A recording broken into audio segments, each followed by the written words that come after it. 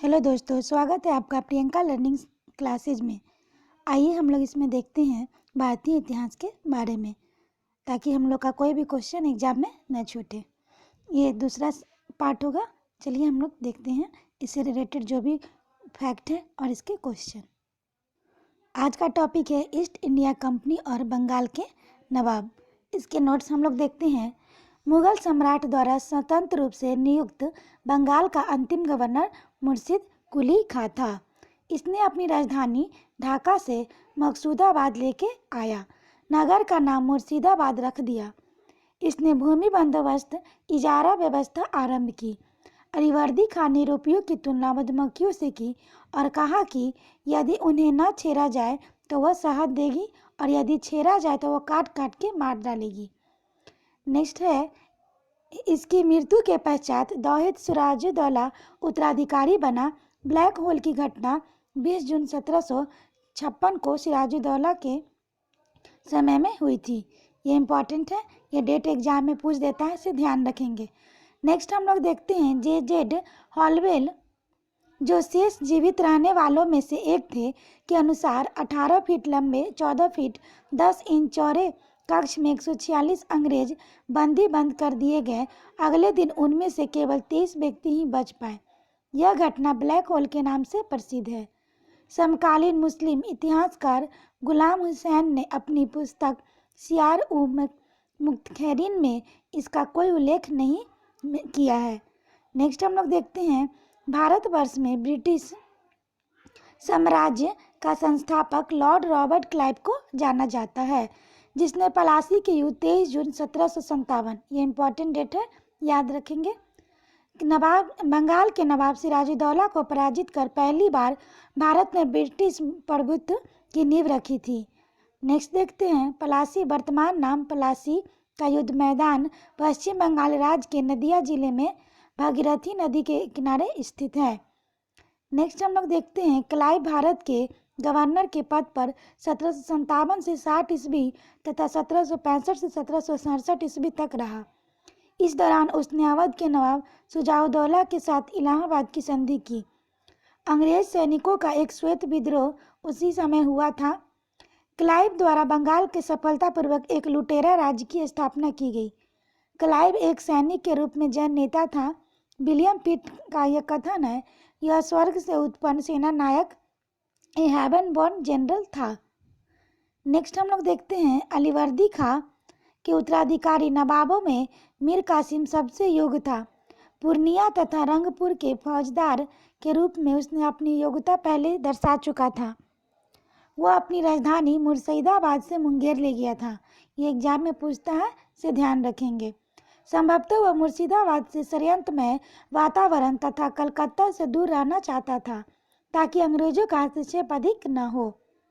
अब हम लोग नेक्स्ट फैक्ट देखते हैं, मीर कासिम ने सेना का गठन यूरोपीय पद्धति पर करने का निश्चय किया।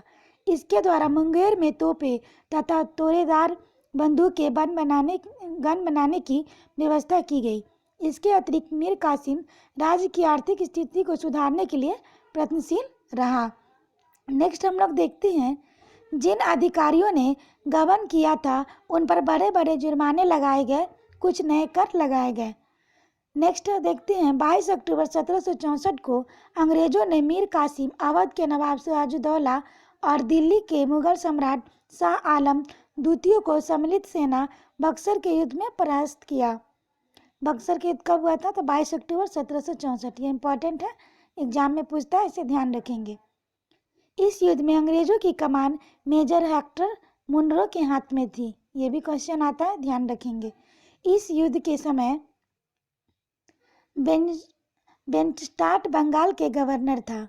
ये भी इम्पोर्टेंट क्वेश्चन है। इस युद्ध के परिणाम प्लासी के निर्माण पर मुहर लग गई। भारत में अब अंग्रेजों की चुनौती देने वाला कोई दूसरा नहीं था। इलाहाबाद तक प्रदेश अंग्रेजों के अधिकार में आ गया था। दिल्ली विजय का मार्ग खुल गया था। बक्सर का युद्ध भारतीय इतिहासकार ने इतिहास के लिए निर्णायक सिद्ध हुआ। बक्सर के युद्ध के समय बंगाल के नवाब मीर जाफर तथा दिल्ली के शासक शाह आलम द्वितीय था। इलाहाबाद की दूसरी संधि अगस्त 1765 के अनुसार शाह आलम को अंग्रेजी संरक्षण में ले लिया गया था तथा उसे इलाहाबाद में रखा गया। इलाहाबाद तथा करा के जो क्षेत्र गठन में छोड़ दिए गए थे शाह आलम को मिले।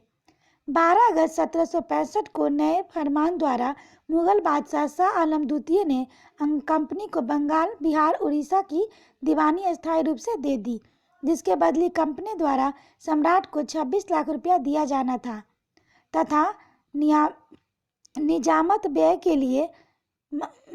के लिए कंपनी को 53 लाख रुपये देना था। इस समय Robert Clive east India company के बंगाल का गवर्नर था। इसी समय बंगाल में द्वैत शासन की शुरुआत हुई।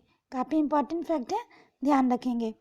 कंपनी ने दीवानी कार्य के लिए 2 उप दीवान बंगाल के लिए मोहम्मद रजा खान और बिहार के लिए राजा सिताब राय की नियुक्ति की। शाहजहां द्वितीय का संपूर्ण जीवन आपदाओं से ग्रस्त रहा, उसे अंधा कर दिया गया। शाह आलम द्वितीय के समय 1803 ईस्वी में दिल्ली पर अंग्रेजों का अधिकार हो गया। शाह आलम द्वितीय उसके दो उत्तराधिकारी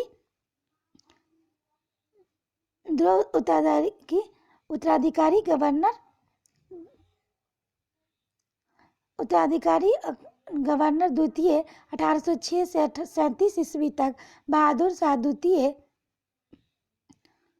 अकबर द्वितीय और बहादुर शाह द्वितीय ईस्ट इंडिया कंपनी के पेशन भोगी मात्र बनकर रह गए। नेक्स्ट देखते हैं, 1765 में अंग्रेजों युद्ध सिलहट की दीवानी प्राप्त की गई। बर्मा युद्ध के बाद स्कॉट द्वारा सिलहट की जयंतिया और गारो पहाड़ी क्षेत्रों से जोड़ने के लिए सड़कों का निर्माण किए जाना, जिसके विरोध स्वरूप इन पहाड़ियों पर रहने वाले खासी जनजाति के लोगों ने नेता तीरथ सिंह के नेतृत्व में विद्रोह कर दिया। नेक्स्ट देखते हैं, के.एम. पनिक्कर ने कहा 1765 से 1772 ईस्वी तक कंपनी ने बंगाल में डाकुओं का राज स्थापित कर दिया। अब ये सब फैक्ट हो गया। अब हम लोग क्वेश्चन को देखते हैं।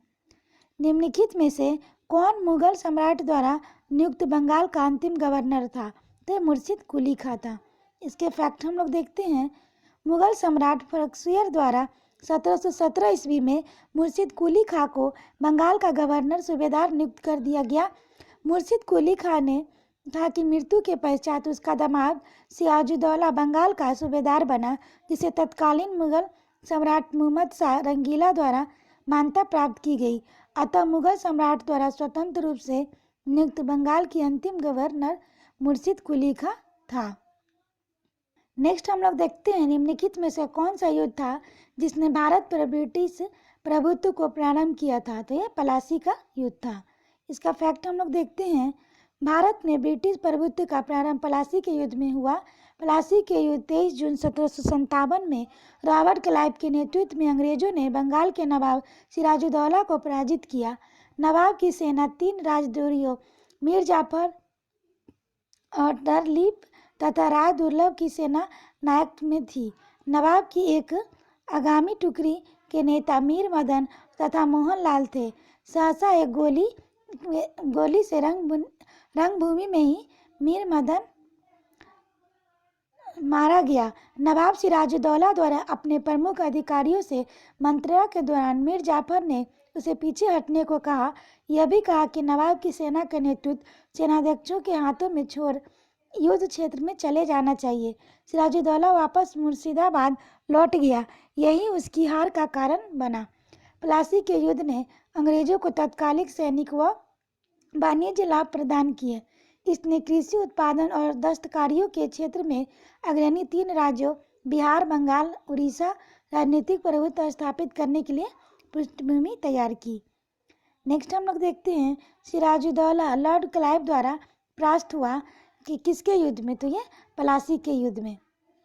नेक्स्ट हम लोग देखते हैं, भारत में ब्रिटिश साम्राज्य का संस्थापक कौन था? तो ये लॉर्ड रॉबर्ट क्लाइव था। भारतवर्ष में ब्रिटिश साम्राज्य का संस्थापक लॉर्ड रॉबर्ट क्लाइव को माना जाता है, जिसने प्लासी के युद्ध 23 जून 1757 में बंगाल के नवाब सिराजुद्दौला को पराजित कर पहली बार भारत में ब्रिटिश प्रभुत्व की नींव रखी। नेक्स्ट क्वेश्चन देखते हैं, निम्नलिखित में से किसे स्वर्ग से उत्पन्न सेनानायक कहा जाता है? तो किसे कहा जाता है? तो यह बोला जाता है रॉबर्ट क्लाइव को। इसका एक्सप्लेनेशन देखते हैं। क्लाइव एक सैनिक के रूप में जन नेता था। विलियम पिट ने यह कहा कथन वह स्वर्ग से उत्पन्न सेनानायक था। नेक्स्ट हम लोग देखते हैं, प्लासी का युद्ध मैदान कहाँ स्थित है? तो यह पश्चिम बंगाल में स्थित है। प्लासी वर्तमान नाम प्लासी युद्ध मैदान पश्चिम बंगाल राज्य के नदिया जिले में भागीरथी नदी के किनारे स्थित है। नेक्स्ट हम लोग देखते हैं, प्लासी का युद्ध लड़ा गया था वर्ष 1757 में। निम्न में से किसने अपनी राजधानी मुर्शिदाबाद से मुंगेर स्थानांतरित की थी? तो ये मीर कासिम की थी। बहुत ही इंपॉर्टेंट है, ये क्वेश्चन आता है एग्जाम में, ध्यान रखेंगे। नेक्स्ट देखते हैं, मीर कासिम अपनी राजधानी मुर्शिदाबाद से मुंगेर ले गया। संभवतः वह मुर्शिदाबाद में षड्यंत्र मत वातावरण तथा कलकत्ता से दूर रहना चाहता था ताकि अंग्रेजों का हस्तक्षेप अधिक न हो। नेक्स्ट हम लोग देखते हैं, सबसे अधिक निर्णायक युद्ध जिसने अंग्रेजों के भारत में प्रभुत्व को संस्थापित किया था, तो ये बक्सर का युद्ध था। नेक्स्ट इसका एक्सप्लेनेशन देखते हैं। 22 अक्टूबर 1764 को अंग्रेजों ने मीर कासिम, अवध के नवाब सिराजुद्दौला, दिल्ली के मुगल सम्राट शाह आलम द्वितीय को सम्मिलित सेना को बक्सर के युद्ध में परास्त किया। इस युद्ध में अंग्रेजों की कमान मेजर हेक्टर मुनरो के हाथ में थी। इस युद्ध के परिणाम में प्लासी के निर्णय पर मुहर लगा दी। भारत ने अब अंग्रेजों को चुनौती देने का कोई दूसरा नहीं था। इलाहाबाद तक प्रदेश अंग्रेजों के अधिकार में आ गया। दिल्ली विजय का मार्ग खुल गया। बक्सर का युद्ध भारतीय इतिहास के निर्णायक सिद्ध हुआ। पी.ई. रॉबर्ट बक्सर के युद्ध के बारे में कहा कि प्लासी की अपेक्षा बक्सर का भारत में अंग्रेजी प्रभुता को जन्मभूमि मानना कहीं उपयुक्त है। यदि बक्सर के युद्ध के परिणाम को देखा जाए तो कहा जा सकता है कि जहां प्लासी की विजय अंग्रेजों की कूटनीति का परिणाम थी, वहीं बक्सर की विजय को इतिहासकारों ने पूर्णतः सैनिक विजय बताया। प्लासी के युद्ध ने अंग्रेजों को प्रभुता बंगाल में स्थापित की, परंतु बक्सर के युद्ध ने कंपनी को एक अखिल भारतीय शक्ति के रूप में दे दिया। नेक्स्ट हम लोग देखते हैं, अंग्रेजी ईस्ट इंडिया कंपनी द्वारा लड़े गए निम्नलिखित युद्धों में से कौन सा सर्वाधिक निर्णायक था? बक्सर का लड़ाई। नेक्स्ट हम लोग देखते हैं, इंग्लैंड की ईस्ट इंडिया कंपनी की भारत में प्रथम निर्णायक सैन्य सफलता मानी गई थी। यह बक्सर का युद्ध होगा। नेक्स्ट हम लोग देखते हैं, निम्नलिखित में से कौन सा युद्ध भारत में अंग्रेजों के आधिपत्य की स्थापना की दृष्टि से सबसे महत्वपूर्ण समझा जाता है? तो यह बक्सर। नेक्स्ट हम लोग देखते हैं, बक्सर के युद्ध के समय दिल्ली का शासक कौन था? तो शाह आलम द्वितीय था। नेक्स्ट, बक्सर की लड़ाई के समय बंगाल का नवाब कौन था? तो मीर जाफर। नेक्स्ट क्वेश्चन है, निम्नलिखित में से जिस एक शासक ने ईस्ट इंडिया कंपनी की दीवानी प्रदान की थी वह था शाह आलम द्वितीय। इसका एक्सप्लेनेशन देखते हैं। इलाहाबाद की दूसरी संधि अगस्त 1765 के अनुसार शाह आउदार को अंग्रेजी संरक्षण में लिया गया। इस फैक्ट को नेक्स्ट देखते हैं। इलाहाबाद की दूसरी संधि अगस्त 1765 के अनुसार शाह आलम को अंग्रेजी संरक्षण में ले लिया गया तथा उसे इलाहाबाद में रखा गया। इलाहाबाद तथा करा के जो क्षेत्र नवाब ने छोड़ दिए थे शाह आलम को मिले। 12 अगस्त 1765 के अपने फरमान द्वारा मुगल बादशाह शाहजहां द्वितीय के कंपनी को बंगाल, बिहार, उड़ीसा की दीवानी के अस्थायी रूप में दे दी गई, जिसने बदले कंपनी द्वारा सम्राट को 26 लाख रुपये दिया जाना था तथा निजामत व्यय के लिए कंपनी को 53 लाख रुपया देना था। इस समय Robert Clive east India company का बंगाल का गवर्नर था। शाह आलम द्वितीय का संपूर्ण जीवन आपदाओं से त्रस्त रहा। उसे 1778 ईस्वी में अवैध कर दिया गया, अंधा कर दिया गया। शाह आलम द्वितीय के समय 1803 ईस्वी में दिल्ली पर अंग्रेजों का अधिकार हो गया। शाह आलम द्वितीय को उसे दो उत्तराधिकारी अकबर द्वितीय और बहादुर शाह द्वितीय ईस्ट इंडिया कंपनी के पेशनभोगी मात्र बने रहे। नेक्स्ट हम लोग देखते हैं, 1765 ईस्वी में ईस्ट इंडिया कंपनी को बंगाल के दीवानी प्रदान की, तो ये मुगल सम्राट ने प्रदान की। नेक्स्ट हम लोग देखते हैं किस गवर्नर के कार्यकाल में ईस्ट इंडिया कंपनी को शाहजहां शाह आलम द्वारा बंगाल, बिहार, उड़ीसा में दीवानी अधिकार दिए गए, तो ये लॉर्ड क्लाइव के द्वारा। नेक्स्ट क्वेश्चन देखते हैं सम्राट शाह आलम द्वितीय ने ईस्ट इंडिया कंपनी को बंगाल, बिहार तथा उड़ीसा का दीवानी प्रदान की, तो 12 अगस्त 1765। नेक्स्ट क्वेश्चन देखते हैं इलाहाबाद की संधि के बाद रॉबर्ट क्लाइव ने मुर्शिदाबाद का उप दीवान किसे बनाया था, तो मोहम्मद रजा खान को।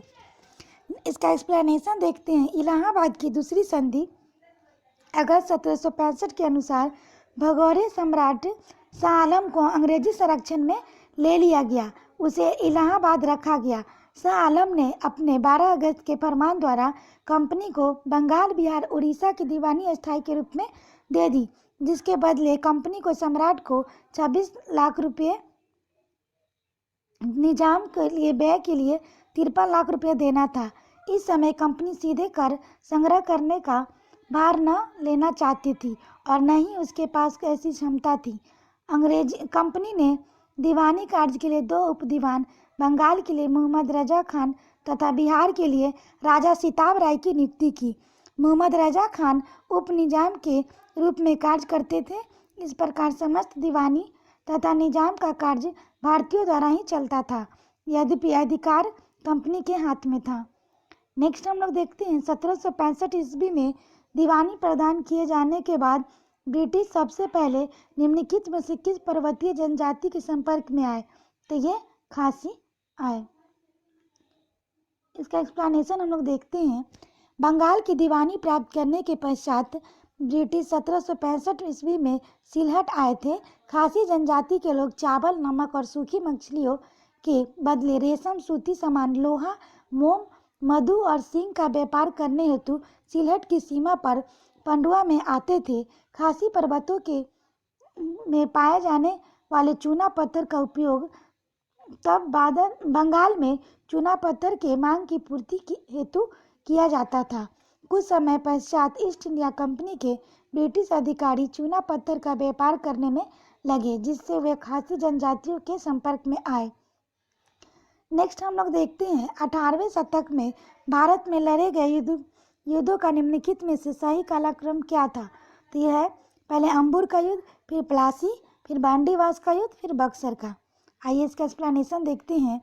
18वीं शताब्दी में भारत में लड़े गए प्रश्नगत युद्धों का सही कालक्रम देखते हैं। अंबर का युद्ध अगस्त 1749 में मुजफ्फर जंग, चंदा साहब और फ्रांसीसियों की संयुक्त सेनाओं से बेलूर के समीप अंबर नाम के स्थान पर अनवरुद्दीन को पराजित कर उसकी हत्या कर दी। मुजफ्फर जंग के दक्कन का सूबेदार बन गया। इस उपलक्ष्य में उसने अपने हितकारी डुप्ले की कृष्णा नदी के दक्षिणी भाग में के मुगल प्रदेशों के गवर्नर नियुक्त कर दिया तथा उत्तरी सरकार में कुछ जिलों में फ्रांसीसियों को दे दिए। इसके अतिरिक्त मुजफ्फर जंग की प्रार्थना पर एक फ्रेंच सेना की टुकड़ी बुस्सी के नेतृत्व में हैदराबाद के तैनात कर दी गई। नेक्स्ट हम लोग देखते हैं प्लासी के जून 1757 अंग्रेजों तथा बंगाल के नवाब सिराजुद्दौला के मध्य युद्ध के परिणाम स्वरूप अंग्रेजों का पूरे बंगाल पर नियंत्रण हो गया। क्लाइव ने मीर जाफर को बंगाल का नवाब बनाया। नवाब बनने के बाद मीर जाफर ने अंग्रेजों को अपने सेवाओं के लिए 24 परगनों की जमींदारी से पुरस्कृत किया और क्लाइव को 2,34,000 पाउंड की निजी भेंट दी। अब हम लोग देखते हैं बांडीवास की युद्ध। जनवरी 1760 में अंग्रेजों तथा फ्रांसीसियों के मध्य युद्ध में फ्रांसीसी पराजित हुए। अंग्रेजी सेना नेतृत्व करता थे सर आयरकुट, जबकि फ्रांसीसी सेना का नेतृत्व काउंट ली डाली ने किया। काफ़ी इम्पोर्टेंट है। नेक्स्ट हम लोग देखते हैं बक्सर का युद्ध। अक्टूबर 1764 में मीर कासिम, अवध के नवाब सिराजुद्दौला एवं मुगल सम्राट शाह आलम द्वितीय की संयुक्त सेना अंग्रेजों के मध्य युद्ध में अंग्रेजी विजयी रहे। इस युद्ध में अंग्रेजी सेना का नेतृत्व हेक्टर मुनरो ने किया था। बक्सर के युद्ध में प्लासी के निर्णयों पर मुहर लगा दी। इस प्रकार विकल्प बी सही होगा। अब हम नेक्स्ट क्वेश्चन देखते हैं। उस फ्रांसीसी सेनापति का नाम बताइए जो 1760 में बांडीवास के युद्ध में पराजित हुआ था। तो इसका आंसर होगा काउंट लाली। यानी कि ऑप्शन ए सही है। नेक्स्ट क्वेश्चन देखते हैं, निम्नलिखित में से कौन सा युग्म सुमेलित है? तो ये हो जाएगा बी, बांडीवास का युद्ध फ्रांसीसी विरुद्ध ईस्ट इंडिया कंपनी के बीच ये सुमेलित है। इसका एक्सप्लेनेशन देखते हैं। बक्सर का युद्ध 22 अक्टूबर 1764 को अवध के नवाब शुजाउद्दौला, मुगल सम्राट शाह आलम तथा मीर कासिम की संयुक्त सेनाओं तथा अंग्रेजों के मध्य हुआ था। बांडीवास का युद्ध 22 जनवरी 1760 को अंग्रेजों तथा फ्रांसीसियों के मध्य हुआ था। इस युद्ध में फ्रांसीसी पराजित हुए। यही पराजय भारत में उनके पतन की शुरुआत थी। चिलियावाला युद्ध 13 जनवरी 1849 को लड़ा गया। इस युद्ध में अंग्रेजी सेना का नेतृत्व लॉर्ड गफ ने किया था तथा सिख सेना शेर सिंह के नेतृत्व में लड़ी। यह युद्ध अनैतिक समाप्त हुआ। इस युद्ध के समय भारत का गवर्नर जनरल लॉर्ड डलहौजी था। खुर्दा का युद्ध 1795 ईस्वी में निजाम के विरुद्ध मराठों द्वारा लड़ा गया, जिसमें निजाम की हार हुई, अतः बी सुमेलित है। नेक्स्ट क्वेश्चन हम लोग देखते हैं, निम्न में से किसने भारत में अंग्रेजों का सर्वाधिक विरोध किया? तो ये होगा मराठा। इसका एक्सप्लेनेशन देखते हैं। भारत में अंग्रेजों का सर्वाधिक विरोध मराठों द्वारा किया गया था। 3 आंग्ल मराठा युद्धों के बाद मराठा शक्ति को दबाया जा सका। मुगल साम्राज्य के खंडहरों पर मराठों ने अपने साम्राज्य की आधारशिला रखी। उन्हीं परिस्थितियों में अंग्रेजों ने भी लाभ उठाया। प्रथम आंग्ल मराठा युद्ध में अंग्रेजों को मुंह की खानी पड़ी। सालबाई की संधि के प्रथम युद्ध बंद हुआ। वेलेस्ली ने 1802 ईस्वी में अपनी सहायक संधि के जाल में पेशवा को बांध लिया। 1818 ईस्वी में लॉर्ड हेस्टिंग ने मराठों को रही सही शक्ति को समाप्त कर ब्रिटिश सर्वोच्चता की स्थापना की। तो आशा करते हैं आपको ये वीडियो पसंद आया होगा। आज के लिए इतना ही दोस्तों, फिर हम लोग मिलते हैं नेक्स्ट वीडियो में। Thank you.